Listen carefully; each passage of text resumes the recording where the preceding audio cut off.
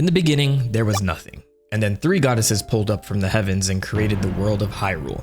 The light world and several parallel dimensions / realms exist within it, but we'll focus on the light world. These 3 goddesses were Din, the goddess of power, Nehru, the goddess of wisdom, and Ferori, the goddess of courage. And after their little weekend project, they left behind the Triforce, a ridiculously powerful artifact that grants the wielder their heart's desire. Thanks, goddesses.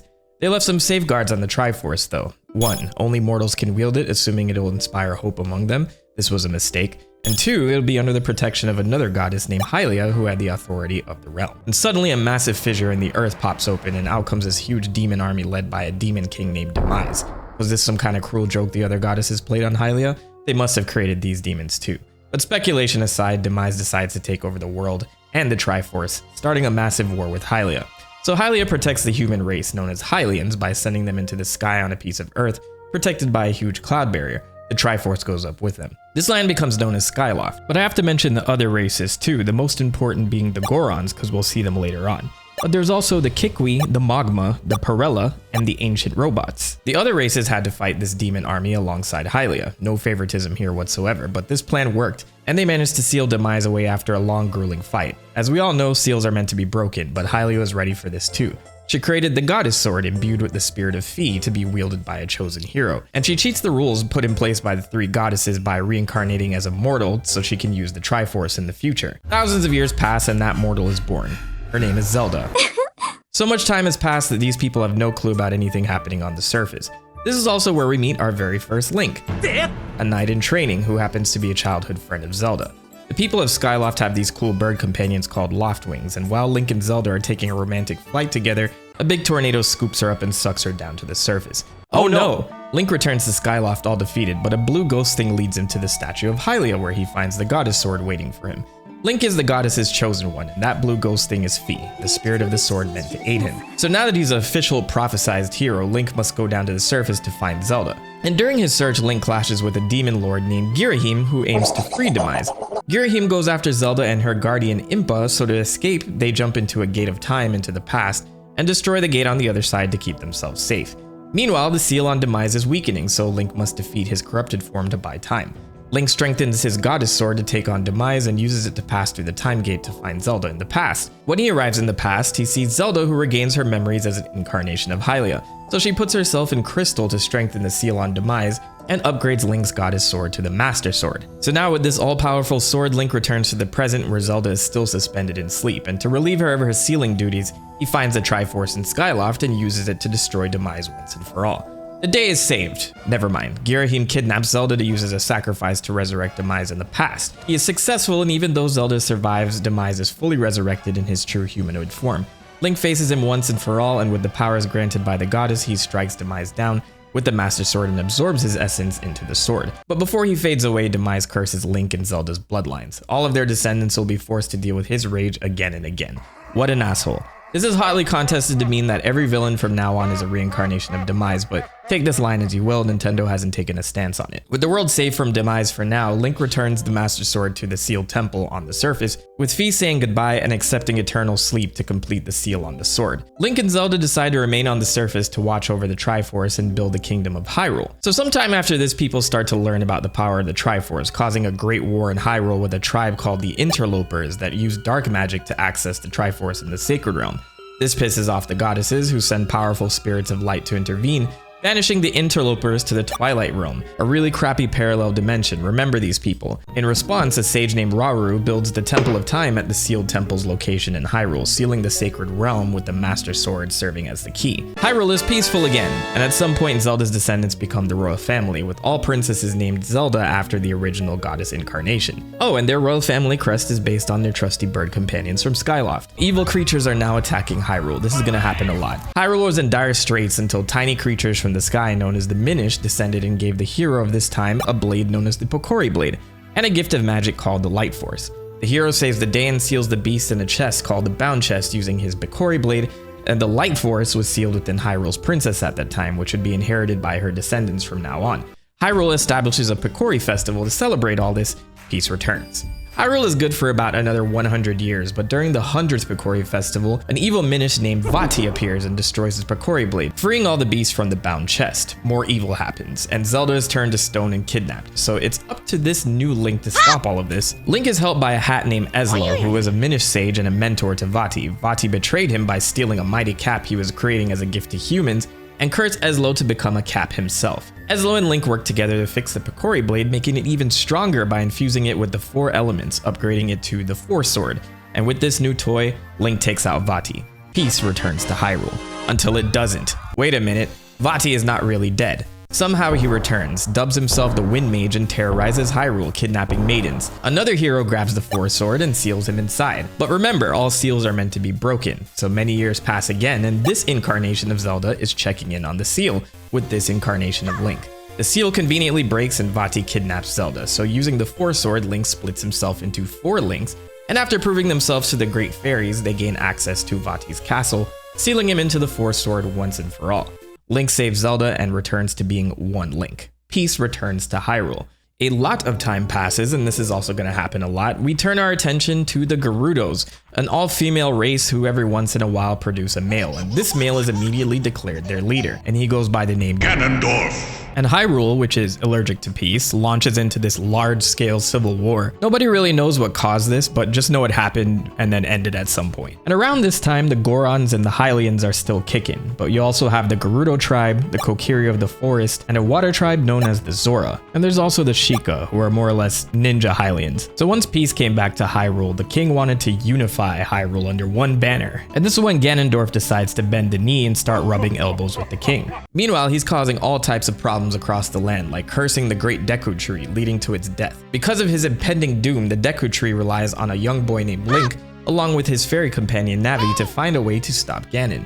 This leads to Link's fated meeting with Princess Zelda, who also does not trust Ganondorf, so they decide to get the Triforce in the Sacred Realm before he does. Their plan fails. Link draws the Master Sword, and the sword seals him away for 7 years until he's old enough to awaken as the Hero of Time. But in the meantime, Ganondorf gets access to the Triforce of Power and lays waste to the world. And when awakened, Link has to gather the power of the 7 sages to seal Ganondorf away. But after a long journey, Link finally faces Ganondorf and strikes him down, sealing him in the Evil Realm while he vows to destroy their descendants when he gets out.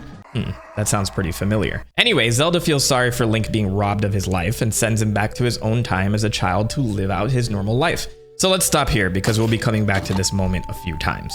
The events of this little adventure destroy the Zelda timeline, splitting it into 3 different branches that we know of right now. So let's start with what's known as the Fallen Hero timeline. In this parallel timeline, Link fails in his battle with Ganondorf and dies, and as a result, there's no hero to stop Ganondorf's conquest. He gets all the pieces of the Triforce and transforms into the Dark Beast Ganon. So Princess Zelda and the 7 sages have to lock the fuck in and rally every resource to seal Ganon away in the Sacred Realm. The Sacred Realm is transformed beyond recognition into a land born from his anger, known as the Dark World.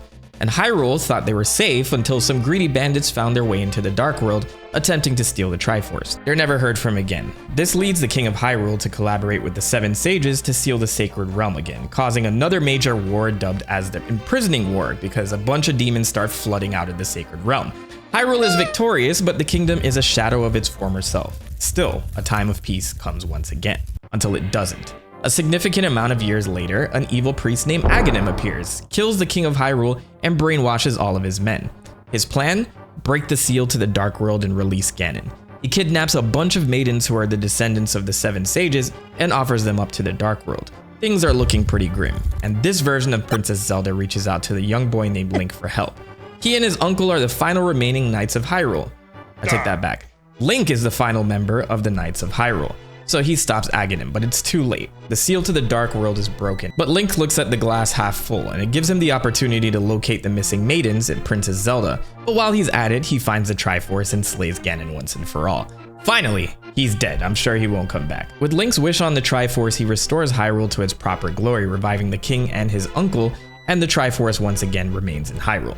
With Hyrule saved, Link goes sailing and shipwrecked by a storm. So he washes up on Koholint Island and meets all of these cool people, but some owl decides to send him on a journey to wake the Windfish. Link blindly follows this suggestion until he finds out the entire island is an illusion, dreamt up by the Windfish.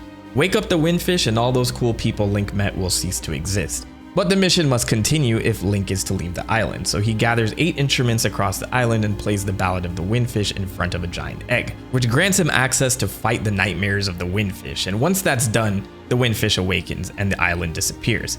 The last time we see this Link, he's stuck on a raft in the middle of the ocean, so I hope he's okay. Time passes and here we have another Link, though this is also contested among fans. Regardless, this Link is sent on a journey by the Triforce to save 2 maidens named Din and Nehru in the distant realms of Holodrum and Labrina. It seems these 2 realms exist in the light world, but anything is possible in this series. These 2 maidens are being tormented by evil people, Onyx and Varin, summoned by Twin Rova, old Gerudo ladies, in hopes to revive the Demon King Ganon.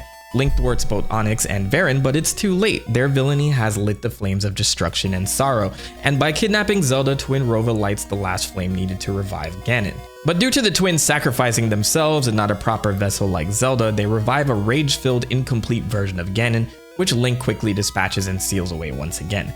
Holodrum and Labrina are saved and Link goes sailing. We return back to a period of peace, and at some point during this time the Triforce is split into 3 to mitigate this trend of evil people trying to make wishes on it.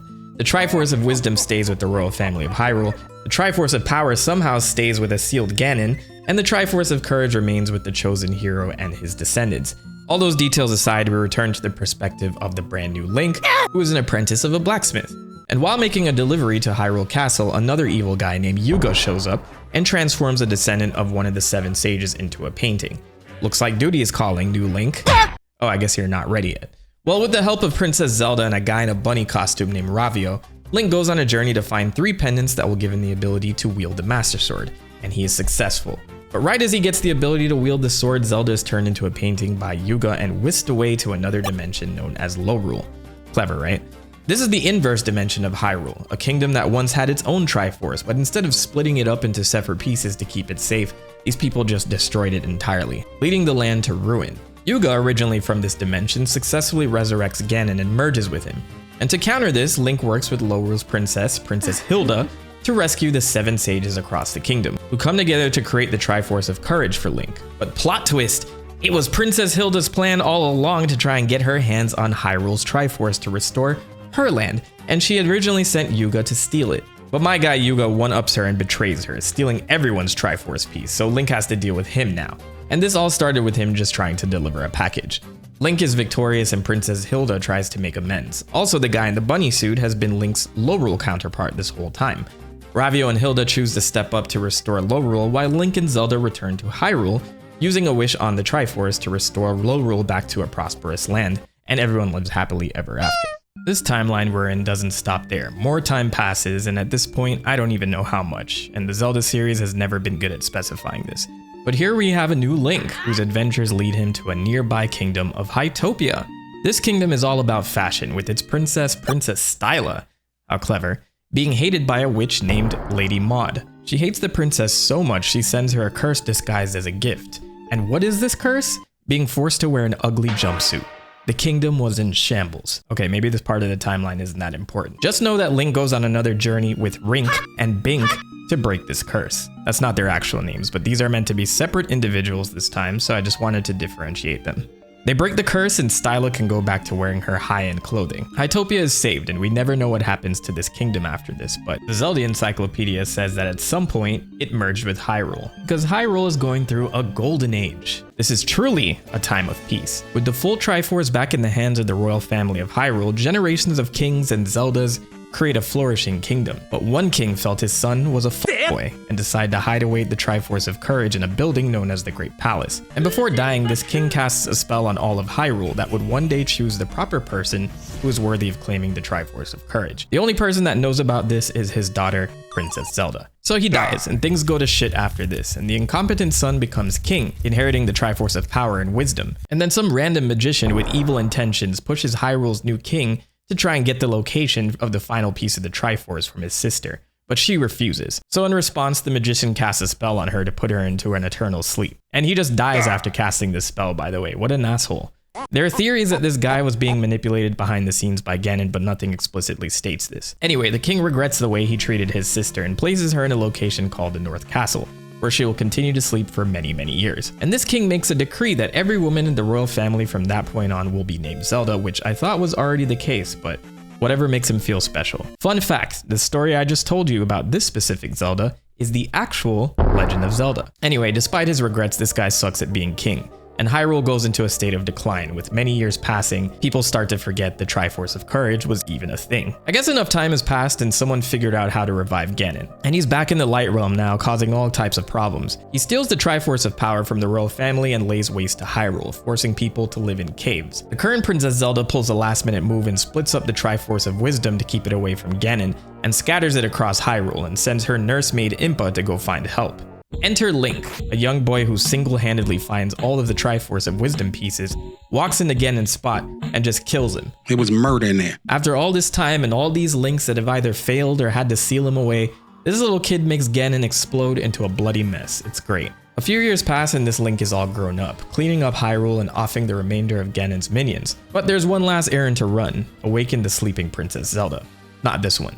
This one. The Old King spell activates and chooses Link as the hero who deserves to wield the Triforce of Courage. And with this in mind, Impa tells him the Legend of Zelda and sends him on an adventure to wake her by obtaining the Triforce of Courage. And to access it, Link has to go to 6 palaces in Hyrule, defeat the guardians of those palaces, then head to the Great Palace to defeat another guardian. I'm fighting for my life! Oh, but there's yet another trial where Link has to defeat his own shadow. But Link is victorious and is awarded the Triforce of Courage. So now the full Triforce can finally be rebuilt, and with his wish, Link awakens the sleeping Zelda.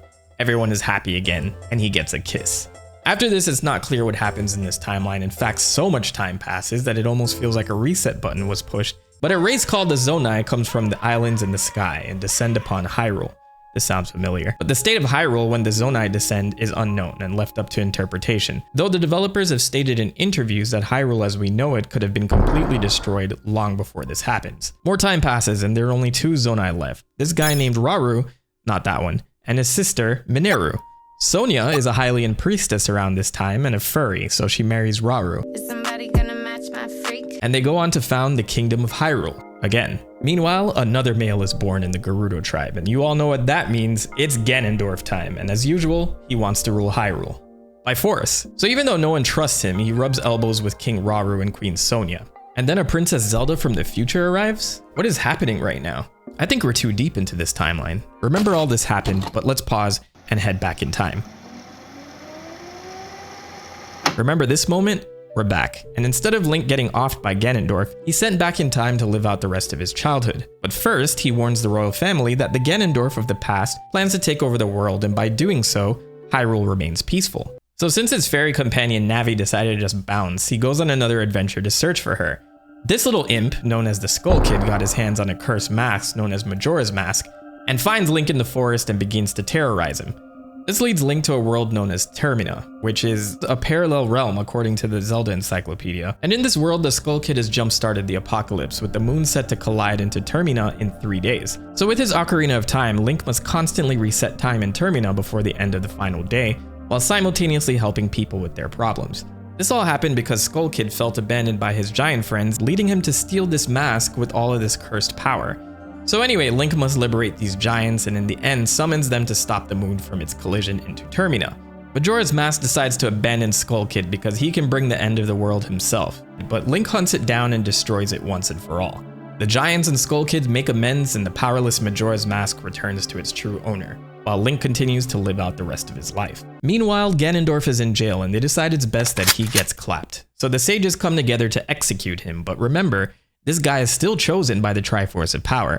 That means they're unable to kill him, so with no other options, the sages use an artifact called the Mirror of Twilight to banish him to the Twilight Realm. Remember that place? There are other banished bad people in there too, so I hope nothing bad happens. There's a whole race of people in the Twilight Realm now known as the Twilight, descendants of the Interlopers that were originally banished there. So they're like the Australians of Zelda. Shout out to my Australians watching. So there are a bunch of bestie candidates in here for Ganondorf, and he meets one named Zant, a servant to the Twilight royalty. So they hate life and they become besties, and Ganon gives Zant a power boost, allowing him to overthrow the current royalty, specifically Midna, the Twilight Princess. Midna is cursed to become an imp by Zant. Short stack, thick kind of thing, you know what I mean? And she can only flee to the light world as Zant begins his invasion of Hyrule, stealing light from the spirits of light the goddess recruited to banish the interlopers long ago. By doing so, Zant brings Twilight into Hyrule and holds this Princess Zelda hostage in her castle in the process. So it's up to a rancher named Link to save the day. He inherited the Triforce of Courage, so automatically it's gotta be him. So while Hyrule is affected by the Twilight and transforming people into spirits, the Triforce protects Link by giving him a wolf form, and this is where he meets Midna. And together they bring the light back to Hyrule, though Link gets a bit of training from the spirit of his predecessor. This is what became of our hero of time after he dealt with the Majora's Mask, regretting that he was unable to pass on the lessons of life to those who came after him. So he pays it forward to this new Link here. Link and Midna obtain the Master Sword and by using the Mirror of Twilight, head back into the Twilight Realm to finish off Zant. But of course, Ganon is close behind and manages to return to Hyrule to continue his mission. He doesn't get far, with Link finally killing Ganondorf and ending this misery once and for all.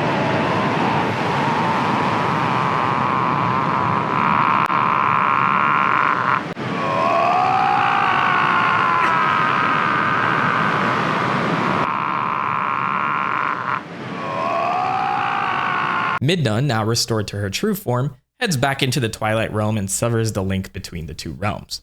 So years go by, everybody is chill, until the Gerudo pump out another male. You know what that means, it's Ganondorf time. But this time it's an actual reincarnation. Meanwhile, this time period's Princess Zelda is on edge because the seal on Vati is weakening again. Yes, Vati is back, and I'm sensing a collab coming.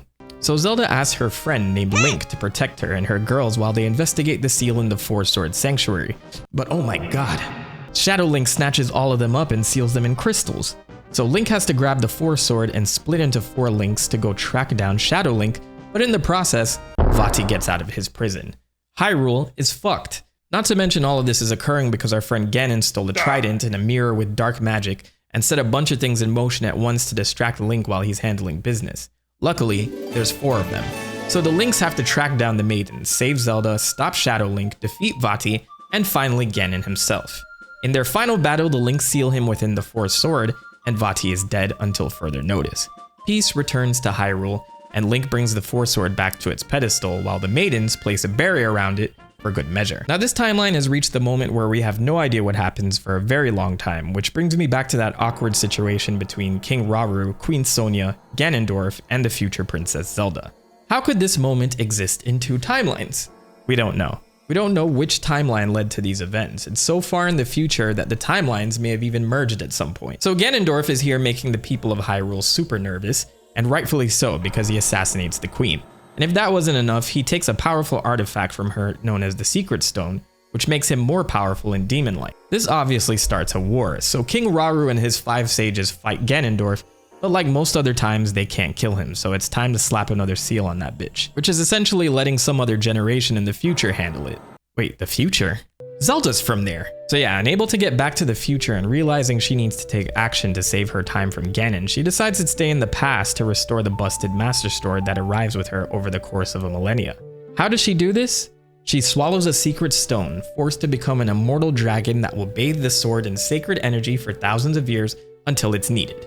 Meanwhile, Ganon is so pissed at being sealed that his malice alone has now become a calamity called Calamity Ganon, serving as an issue for Hyrule again and again. So time passes and the Sheikah of this time build all this cool tech to try and prep for Ganon's return, including these massive things called the Divine Beasts. A Link and a Zelda exist in this time, not the Zelda from the future mentioned earlier, and with the help of the Sheikah are able to seal Calamity Ganon once he emerges. They've bought themselves more time. But once this whole war is done, the king doesn't like these Sheikah weapons hanging around and orders them to be buried underground across Hyrule. Some of the Sheikah don't like this and form a different clan known as the Yiga who support Ganonism. Either way, after this incident, Hyrule kinda sucks ass and declines over time. Thousands of years go by and Hyrule sucks even more. But another Zelda is born. It's the future Zelda I mentioned that went back to the past. And around this time, Hyrule smooths things out with the Sheikah and tech is back in. So they work together to excavate the Divine Beast in fear of Ganon's return. It's here we meet Link, the chosen wielder of the Master Sword and Hylian Knight.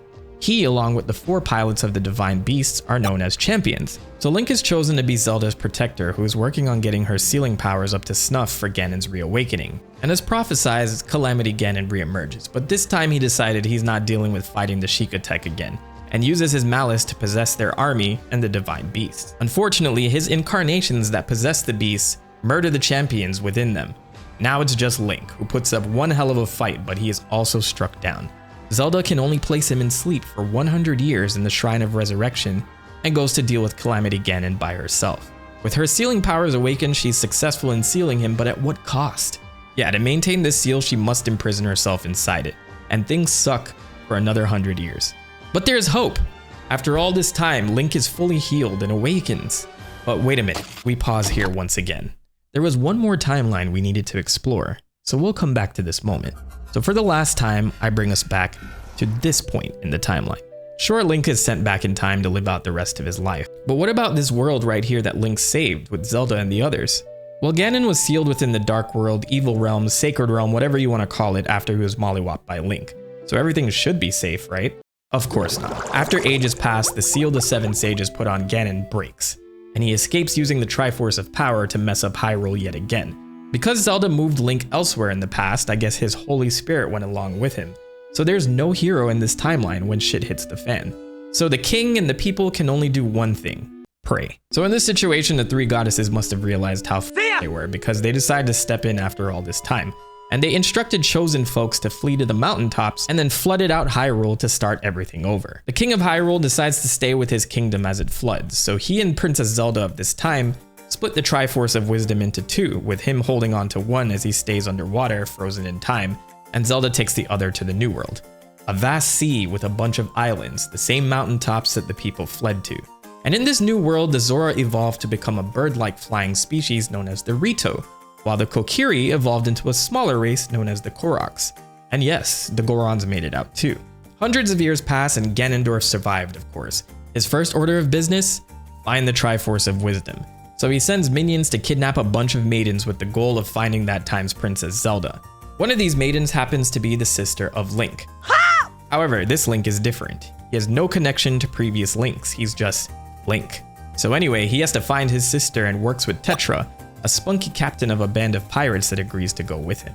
During his infiltration mission, Link gets caught and thrown into the sea, but gets saved by a fancy red talking boat.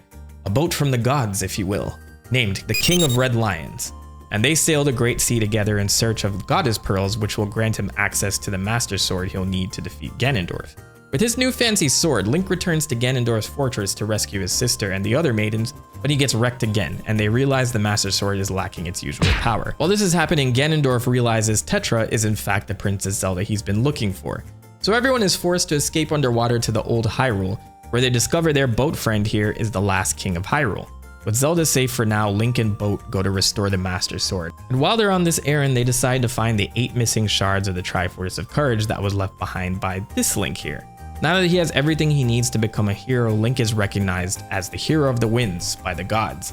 And it's time to defeat Ganon. He kidnapped Zelda while they were busy, by the way. So this leads to the final clash in Ganon's tower, and with all 3 fated individuals in one place, the Triforce is completed once again, and the winners will take all. So Link lodges the Master Sword directly through Ganon's skull because this kid's not playing around. Ganondorf is defeated, so Link and Tetra decide to go be pirates full time, while the king and Hyrule finally rest under the waters. Link and Tetra during their pirate trip stumble upon the world of the Ocean King, which is described in the Zelda Encyclopedia as a parallel world and neighboring sea, so let's go with that. In their travels, Tetra is kidnapped by a ghost ship, so Link teams up with a fairy named Ciela and another boat captain named Linebeck to track down the ship. They manage to find the ship, but Tetra is now stone, her life force drained by this thing named Bellum. So what does Link need to collect this time? 3 pure metals so he can forge the Phantom Sword. Okay, so Link does all of that and gets the Phantom Sword and defeats Bellum with it, rescuing Tetra. And then they go about their merry way to find some other continent that doesn't have evil ghost ships. They're successful on this journey, with the 2 finding a place ruled by deities known as the Spirits of Good. Many years before this continent had its own demon king known as Maladus. And this thing caused a large-scale war that left the Spirits of Good no choice but to seal it away using railroad tracks, known as spirit tracks, and a large tower in the center of the tracks served as a lock. These spirits at some point returned to the heavens to go party with the 3 goddesses or something, but they left behind their servants known as the Locomo, who remained to protect the land. So Link and Tetra find this place and in a Christopher Columbus move, name it New Hyrule and build a brand new kingdom there. So another 100 years go by and the spirit tracks are fading, so it's up to this time's Princess Zelda and the royal engineer named Link to go figure out what's going on. But on their way there via train, they get derailed by this guy, Chancellor Cole, who says he's gonna revive that demon thing Maladus. Then they knock the spirit out of Zelda and take her body to the top of the tower to serve as the vessel for evil. So Royal Engineer Link here and the ghost of Princess Zelda have to go on a journey to restore the spirit tracks, but of course Malladus is released anyway and possesses Zelda's body. So it's time for Plan B. Head into the Dark Realm and defeat Malladus and the Chancellor. So with their combined efforts, Link and Zelda are victorious and she gets her body back. And with Malladus dead, the Locomo decide to head back to the party happening in the heavens.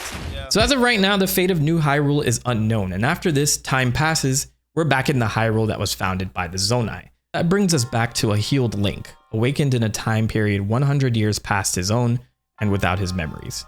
A land still feeling the effects of Calamity Ganon's last rampage. Still, it's time to save Zelda. The spirit of the king briefs Link on what's going down in Hyrule, while Zelda's voice can still reach Link, still doing her best to hold down the seal on Ganon. So first, Link infiltrates each of the divine beasts to defeat the incarnations of Ganon within them, freeing the souls of the champions that lost their lives those many years ago. And with their help, Link is able to reach Hyrule Castle, where Dark Beast Ganon awaits. With the Master Sword, Link puts pressure on Ganon, and with the help of the imprisoned Zelda, they manage to weaken him enough for her to free herself.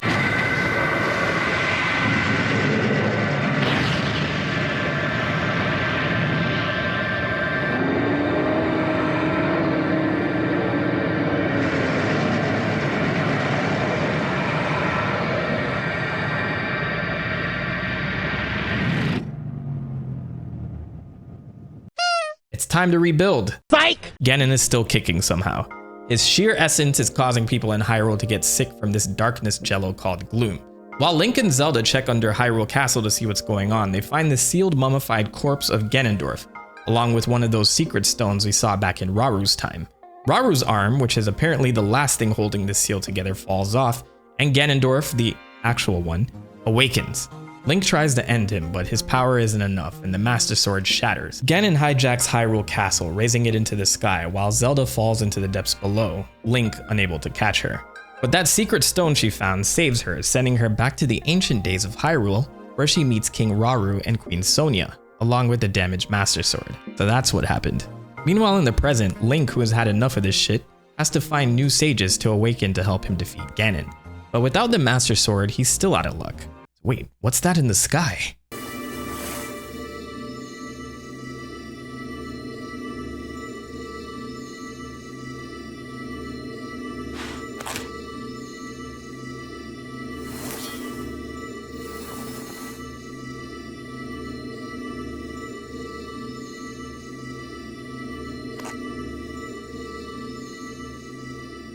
So we've come full circle. Dragon Zelda has restored the Master Sword for our hero, and it's time to end Ganon once and for all.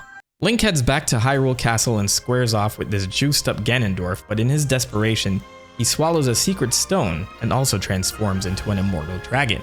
But Dragon Zelda jumps in to help Link, and in an epic final battle, the duo finally vanquish Ganondorf from the timeline, and I'm sure we will never see him again.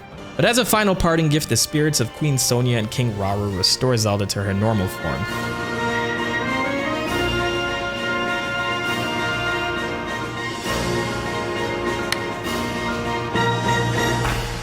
Link this time manages to catch her. Peace returns, Hyrule is rebuilding, but it still looks like shit. Now discuss in the comments where you think this game goes in the timeline.